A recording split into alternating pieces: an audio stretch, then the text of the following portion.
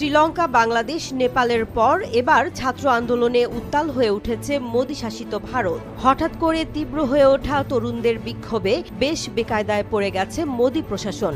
সরকারের কপালে ভাঁজ পড়েছে চিন্তার। প্রশ্ন উঠছে, তবে কি এবার নরেন্দ্র মোদিকেও পালাতে হবে? কোনো সিনেমা বা সিরিজে না, বরং বাস্তবেই মোদির বিরুদ্ধে এবার যুদ্ধ ঘোষণা করলেন তামিল অভিনেতা থালাপতি বিজয়। नंबर 1 सीट लड़कर नाकि एव्वளவு ஏறம்। এবার ভারতের প্রধানমন্ত্রী নরেন্দ্র মোদী এবং তার দল বিজেপির বিরুদ্ধে সরাসরি যুদ্ধ ঘোষণা করলেন দক্ষিণ সিনেমার সুপারস্টার থালাপতি বিজয়। বিজেপিকে ফ্যাসিবাদী আখ্যা দিয়ে আদর্শগত শত্রু হিসেবে চিহ্নিত করে ঘোষণাও দিয়েছেন তিনি। আর এই ঘোষণা দিয়েই 2026 সালের তামিলনাড়ু বিধানসভা নির্বাচনের দামামা বাজিয়ে দিলেন এই অভিনেতা এবং রাজনীতিক। পশ্চিমবঙ্গেও গণ অভ্যুত্থানের ডাক দিয়েছেন বিজেপির প্রভাবশালী নেতা ও তৃণমূল কংগ্রেসে যোগ দিয়ে আবার বিজেপিতে ফেরা সাবেক সাংসদ অর্জুন সিং। হাসিনার কি অবস্থা হয়েছিল, সেই অবস্থা হতে চলছে নরেন্দ্র মোদী। লাগাতার যুদ্ধ চলবে। ভিয়েতনামে 12 বছর যুদ্ধ হয়েছিল। জব মোদি ডরতা হ্যায়, হিন্দু মুসলিম করতা হ্যায়। ওদিকে এতদিনের বন্ধু ট্রাম্প, সেও ওকে জামা ঘষে দিয়েছে। মোদি একটা প্রধানমন্ত্রী হলো, দিনে 4-5টা ঘুমের ওষুধ খাচ্ছে, কিন্তু ঘুম আসছে না। নরেন্দ্র মোদী, অমিত শাহ হোশিয়ার, তোমাদের কোমরে দড়ি বেঁধে টানতে টানতে এমন তার আমরা করব। ভারতের গদি এবার ছাড়তে চলেছে নরেন্দ্র মোদী। কারণ ভারতের বিজয় থালাপতি সে রাজ্য সরকারের কাছে প্রশ্ন সরে দিয়েছে যে নির্বাচনের সময় যেই সব টাকার বাজেট করেছে সেই সব টাকা পূরণ করেছে কি না। আর যার কারণেই বিজয় থালাপতি ইতিমধ্যেই রাজনীতির মাঠে নেমেছেন এবং জনগণের মাঝে প্রকাশ্যে বলে দিয়েছেন যে এই নরেন্দ্র মোদীর পা টেনে নামানো হবে গদি থেকে। আর যেই কারণেই ইতিমধ্যে ভারতের জনগণ রাজপথে ঝাঁপিয়ে পড়েছে এই বলে যে এই নরেন্দ্র মোদীর পতন যে কোনোভাবে ঘটাতে হবে। আর যেই কারণেই ফ্যাসিস্ট শেখ হাসিনার মতন এই নরেন্দ্র মোদীর পতন ঘটতে চলেছে। সে বিষয়ে দেখেছেন ভিডিও শুরুতে কিছু অংশ, এবার দেখবেন সম্পূর্ণ ভিডিও জুড়ে বিস্তারিত। তার আগে ভিডিও অন করে যারা সাবস্ক্রাইব করেছেন তাদেরকে ধন্যবাদ। আর যারা এখনো সাবস্ক্রাইব করেন নাই তাদের কাছে অনুরোধ, সাবস্ক্রাইব করে পাশে থাকা বেল আইকনটি বাজিয়ে দিবেন।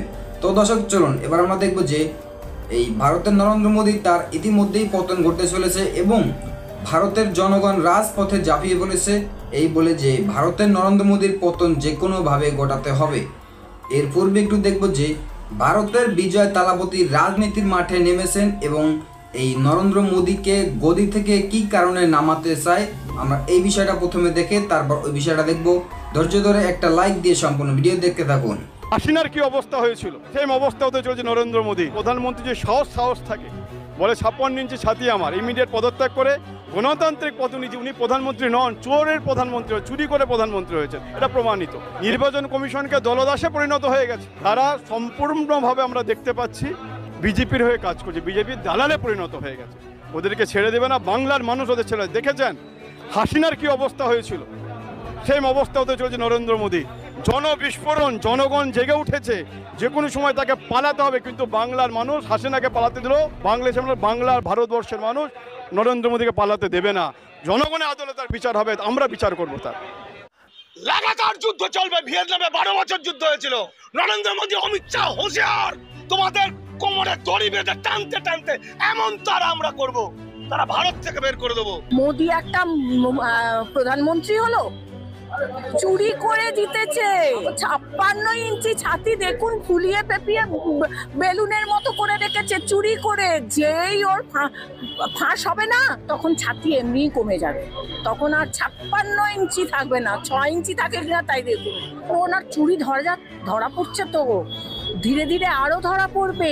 উনি মৃত মানুষকে ডিক্লেয়ার করেছেন, কিন্তু রাহুল গান্ধী জীবিত মানুষদের সঙ্গে বসে রয়েছে, ওনাদের মৃত সাবিত করেছে। এই চুরিগুলো যাবে কোথায় হচ্ছে জানো, আমাদের বর্তমান কেন্দ্রীয় সরকার এইটার উপর ভিত্তি করেই, মানে হিন্দু মুসলমান খ্রিস্টান বা যাই হোক, এই ধরনের ধর্মীয় বিভাজনের দ্বারাই যেন দেশ চালাচ্ছেন। কেউ আপনি মনে মনে একটু হিন্দুত্ববাদের সুড়সুড়ি আপনার ভেতরে থাকে, আপনি সেই সুড়সুড়িতে আক্রান্ত হয়ে, আমি আক্রান্ত বলবো, হয়ে যদি আপনি বিজেপিকে ভোট দেন, তার ফল কিন্তু আপনাকে ভোগ করতে হবে। কারণ আজ থেকে 5-6 বছরের মধ্যে বাংলায় কিন্তু আগুন লেগে যাবে। যারা জনগণকে বোঝে, দেশের স্বার্থ বোঝে, বাংলার স্বার্থ বোঝে, গরিব মানুষের স্বার্থ বোঝে, মহিলার স্বার্থ বোঝে, শিশুর স্বার্থ বোঝে, এডুকেশন বোঝে, হসপিটাল বোঝে, চিকিৎসা বোঝে, তাকে ভোট দিন। আমি নাম করব না পার্ট। প্রথমত যে বীজ বা সাম্প্রদায়িকতার যে বীজ বা বিষ ছড়াচ্ছে, সেটা বাংলার মানুষ মেনে নিতে পারছে না। সে কি হিন্দু কি মুসলিম কি জৈন বা খ্রিস্টান, বাংলাতে যারা মানে বাংলা যার জন্মস্থান, বাংলার ভূমিতে যার জন্ম এবং বাংলার পবিত্র মাটিকে যারা স্পর্শ করে বড় হয়েছে, তারা এদের নিতে পারছে না। সেই জন্যে এরা যত বিভাজন তৈরি করছে, তার সাম্প্রদায়িকতার বীজ ছড়াচ্ছে, মানুষ তাদেরকে তত বেশি আগামী দিনে তাড়াবে।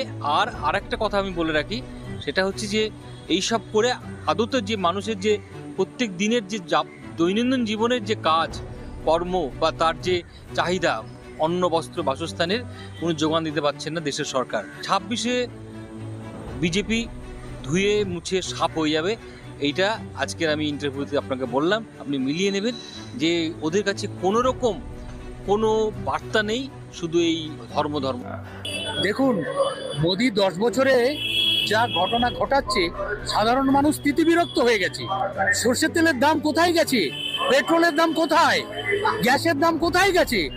আজকের মানুষ ডিমানিটাইজেশন করে মানুষকে সর্বশান্ত করে দিয়েছে। সারা ভারতবর্ষের মানুষ অপেক্ষায় আছে ভোট বাক্সে তার প্রতিফলন ঘটবে। এই নির্বাচনেই বিজেপি সারা ভারতবর্ষ থেকে বিদায় নেবে, না হলে ভারতবর্ষের মানুষ রক্ষা পাবে। जब जब मोदी डरता है हिंदू मुस्लिम करता है, जब जब मोदी डरता है पुलिस को आगे करता है। मोदी ভোট চোর, ভোট চোর। ওদিকে এতদিনের বন্ধু ট্রাম্প, সেও ওকে ঝামা ঘষে দিয়েছে, এখন আবার চীনের দিকে দৌড়েছে নতুন বন্ধু খুঁজতে।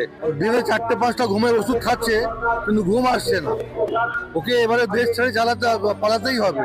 যেমন ওই শিষ্যরা পালিয়েছে, টাকাটা বান্ডিল বান্ডিল টাকা নিয়ে, গাঁটি টাকা নিয়ে ওকেও পালাতে হবে। পালাবার প্রস্তুতি তৈরি হয়ে গেছে। মোদির মিডিয়া, গদি মিডিয়া সেটা দেখাতে চাইছে না, কোনোভাবেই দেখাতে চাইছে না। গদি মিডিয়ার স্বার্থ আছে, গদি মিডিয়া টাকা পাচ্ছে, বিশাল বিশাল টাকা পাচ্ছে, একটা অ্যাডের টাকা পাচ্ছে, কোটি কোটি টাকা। তারপরে আলাদা করে আন্ডারগ্রাউন্ড টেবিলের তলা থেকে আরো টাকা পাচ্ছে। গদি মিডিয়া তো অনেক কিছু বলতে পারে। গদি মিডিয়া আমাদের বাঙালিদের বাংলাদেশি বলে পাঠিয়ে দিচ্ছে ওপারে, পাঠিয়ে দেখা যাচ্ছে আবার সেটা তারা বাংলাদেশ না ভারতের নাগরিক। তার ডকুমেন্ট দেখাচ্ছে, তাও বলছে না চলে যাওয়া পারে। তারপরে আবার সরকারি উদ্যোগে আবার ফিরে আসছে। আমাদের দেশের প্রধানমন্ত্রীর নাম অশিক্ষিত নরেন্দ্র মোদী। আজকে এই বাংলা থেকেই কিছু মানুষ বিজেপিকে ভোট দিয়েছিল, তারা কিন্তু আজকে বুঝতে পারছে যে কি ভুলটা হয়েছিল। বিজেপি একটা কর্পোরেটের দল, মুসলমান বিদ্বেষকে ব্যবহার করে হিন্দুদেরকে কনসলিডেট করার জন্য। নরেন্দ্র মোদী কি শিক্ষিত? আদৌ উনি পড়াশোনা করেছেন? উনি ট্রাম্পের সঙ্গে যখন কথা বলেন, কি ভাষায় কথা বলেন, এটা আমার খুব জানতে ইচ্ছা করে। মুসলমান বিদ্বেষ দিয়ে হিন্দু ভোট কনসলিডেট করার বিজেপির এই খেলা মানুষ ধরে ফেলেছে। সুপ্রিম কোর্টের তরফ থেকে যে রায়টা দেওয়া হয়েছে, সেখানে বলা হচ্ছে যে দ্বাদশ নথি হিসাবে আধার কার্ডকে মান্যতা দেওয়া হচ্ছে, কি বলবেন?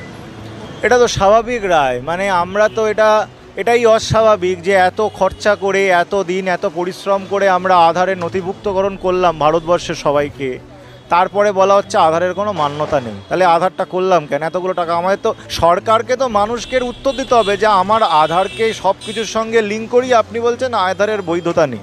এটার কি কোনো যুক্তি আছে? যেটা হাইকোর্ট, যেটা সুপ্রিম কোর্ট বলেছে সেটাই স্বাভাবিক, সেটাই আমরা প্রত্যাশা করছিলাম, সেটাই প্রত্যাশিত। আর যেটা এতক্ষণ ধরে ইলেকশন কমিশন বলে আসছে যে আধারে চলবে না, আধারে কোনো কিছু হবে না, সেটাই হচ্ছে অস্বাভাবিক। অন্যদিকে আমরা দেখছি যে বিভিন্ন জায়গায় মুসলিম সম্প্রদায়ের মানুষ যারা রয়েছেন তাদেরকে জোর করে জয় শ্রীরাম বলানো হচ্ছে এবং না হলে অত্যাচার করা হচ্ছে, কি বলবেন? দেখুন, এইগুলো তো বিজেপি করে হিন্দু ভোটকে কনসলিডেট করার জন্য, কিন্তু হিন্দুরাও একটা জিনিস জানে যে এই সব জিনিসগুলো দিয়ে হবে না। বিজেপি একটা কর্পোরেটের দল, যারা মুসলমান বিদ্বেষকে ব্যবহার করে হিন্দুদেরকে কনসলিডেট করার জন্য। হিন্দুদেরকে যে আজকে আপনি জিজ্ঞেস করবেন আমার রাস্তাটা কোথায়, আমার চাকরিটা কোথায়, আমার স্কুল কোথায়, আমার কলেজ কোথায়, আপনাকে যদি এটা বুঝিয়ে দেওয়া যায় যে হিন্দুরা আক্রান্ত, হিন্দুরা আজকে শেষ হয়ে যাবে, হিন্দু থাকবে না, তখন আপনি আপনার অস্তিত্ব সংকটে পড়ে আপনি আর এই প্রশ্নগুলো করবেন না। তো সেই বাতাবরণটা তৈরি করার জন্য তারা কি করে, একটা নিরপরাধ অসহায় একটা দরিদ্র মুসলমানকে কোথাও ধরে তাকে চমকানো ধমকানো, তাকে করে তারা ভাবে এই বাতাবরণটা তৈরি করব যে হিন্দুরা আক্রান্ত মুসলমানদের দ্বারা আর আমরা মুসলমানদেরকে শায়েস্তা করছি। কিন্তু বিষয় হচ্ছে, আপনি যদি একটু ভারতবর্ষের খবর নেন, গোবলয়ের খবর নেন, যেখানে বিজেপি জেতে, বিজেপির পরিস্থিতি কিন্তু ভালো না। মানুষ এই খেলাটা ধরে ফেলেছে। যারা বিজেপিকে অতীতে ভোট দিয়েওছে আজ কিন্তু বিজেপির দিকে সরে যাচ্ছে। আপনি দেখুন না, নরেন্দ্র মোদীর নিজের কনস্টিটুয়েন্সিতে ভোটের মার্জিন 1.5 লাখে নেমে এসছে এবং সেখানকার একজন অন্যতম গুরুত্বপূর্ণ বিজেপির কর্মী নেতা সে ভিডিও ভাইরাল হয়েছে, সে পরিষ্কার বলছে আমরা তো ভোট করিয়েছি, ভোট তো পাইনি উনি। তার মানে কি? মানুষ খাচ্ছে না। মুসলমান বিদ্বেষ দিয়ে হিন্দু ভোট কনসলিডেট করার বিজেপির এই খেলা মানুষ ধরে ফেলেছে, ঠিক আছে? এসবে হবে না। হিন্দু মুসলমান উভয় ঐক্যবদ্ধ এই প্রশ্নে এই বিজেপি নামক দানবকে সরাতে হবে। বিজেপি তো ভয় পাচ্ছে, আজকে ভোট হলে পরে বিজেপি হেরে যাবে। আজকে যে এই যে ইলেকশন কমিশনকে ব্যবহার করে যে এই যে ফেক ভোটার তৈরি করা হয়েছে, কেন?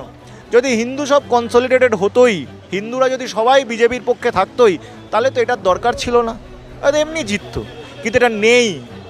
এত কিছু করার পরে 11 বছর ধরে ঘৃণার চাষ করার পরেও কোনো হিন্দু ভোট কনসলিডেট বিজেপির পক্ষে হচ্ছে না। এটাতে বিজেপি আশঙ্কিত, বিজেপি ভয় পাচ্ছে।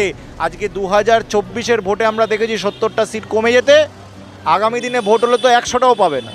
অন্যদিকে এই যে কেন্দ্রীয় সরকার এত অনুপ্রবেশকারীর কথা বলছেন, অন্যদিকে বর্ডার তো পাহারা দিচ্ছে বিএসএফ, তাহলে সেটাও কেন্দ্রীয় সরকারের আন্ডারে, এবং সেখানে দাঁড়িয়ে কি বিএসএফের ব্যর্থতা নয় এটা? বিএসএফ ভারত বাংলাদেশ বর্ডার পাহারা দিচ্ছে, সেখান থেকে নাকি অনুপ্রবেশকারী ঢুকে যাচ্ছে। বিএসএফ ভারত পাকিস্তান পাহারা দিচ্ছে, সেখান থেকে আতঙ্কবাদী ঢুকে যাচ্ছে। তাহলে অমিত শাহ দিনের শেষে করছেটা কি? আমরা কি অমিত শাহকে স্বরাষ্ট্র দপ্তরে রেখে বসিয়ে বসিয়ে মাইনে দিচ্ছি? ওনার কোন কাজটা উনি ঠিকঠাক করে করতে পারছেন? ঘৃণার চাষ আর সাধারণ মানুষকে চমকানো ছাড়া প্রকৃত যেখানে লড়াই করতে হবে, আসল লড়াই করার জায়গা, সেই জায়গাটায় তিনি নেই। আজকে আমার জঙ্গিরা চলে আসছে, এসে ভারতের 26-27টা প্রাণ নিয়ে চলে যাচ্ছে। বিভিন্ন জায়গা থেকে লোক চলে আসছে, সেটা আটকাতে উনি পাচ্ছেন না। ওনার আগে পদত্যাগ করা উচিত। ওনার যে ব্যর্থতা এটা স্বীকার করে পদত্যাগ। তিনি স্বরাষ্ট্রমন্ত্রী, তিনি দাঁড়িয়ে বলছে বাংলাদেশি ঢুকে যাচ্ছে। তুমি করছোটা কি? হোম, তুমি গৃহমন্ত্রী, তোমার কাজ হচ্ছে গৃহকে সুরক্ষা রাখা, গৃহটাকে সুরক্ষিত রাখা, মানুষকে সুরক্ষিত রাখা। তুমি ব্যর্থ। আজকে দীর্ঘদিন ধরে 2019 সাল থেকে উনি ক্ষমতায় আছেন, তার আগে ওনার অন্য মন্ত্রী ছিল, প্রায় 11 বছর ধরে বিজেপি শাসন করছে, তারপরে এই কথা কি করে বলে? এটা তো এমন না 14 সালে 15 সালে বলছে যে কংগ্রেস জমানায় ঢুকেছে। আজকে 11 বছর ধরে আপনি করতে পারলেন না, 11 বছর ধরে আপনি করতে পারলেন না। আজকে আমরা দেখেছি দীর্ঘদিন ধরে পাকিস্তানি জঙ্গিরা নেপাল দিয়ে আসে, এটা আমরা বহুবার, পার্লামেন্ট অ্যাটাক হয়েছিল, জঙ্গিরা নেপাল দিয়ে এসেছিল। নেপাল ভারত বর্ডার কিন্তু খোলা, সেটার বেলায় কি ওখানে কি মমতা ব্যানার্জি আছে? জমি দিচ্ছে না? নেপাল ভারত বর্ডার খোলা কেন? সেখান থেকে জঙ্গি চলে আসছে, সেটা আপনি আটকান না কেন? ওপেন বর্ডার, যে কোনো লোক চলে যেতে পারে। উনি তো সেটা নিয়ে কোনো কথা বলেন না। ওনার মূল উদ্দেশ্য ভারতকে রক্ষা করা। ধন্যবাদ এতক্ষণ সাথে থাকার জন্য। প্রিয় দর্শক শ্রোতারা, এরকম নিত্য নতুন আপডেট নিউজ পেতে আমাদের সাথে থাকবেন। এবং আজকের ভিডিও এই পর্যন্ত। নতুন কোনো ভিডিও কথা হবে নতুন কোনো বিষয় নিয়ে, ততক্ষণ ভালো থাকবেন, সাথে থাকবেন। আসসালামু আলাইকুম, আল্লাহ হাফেজ।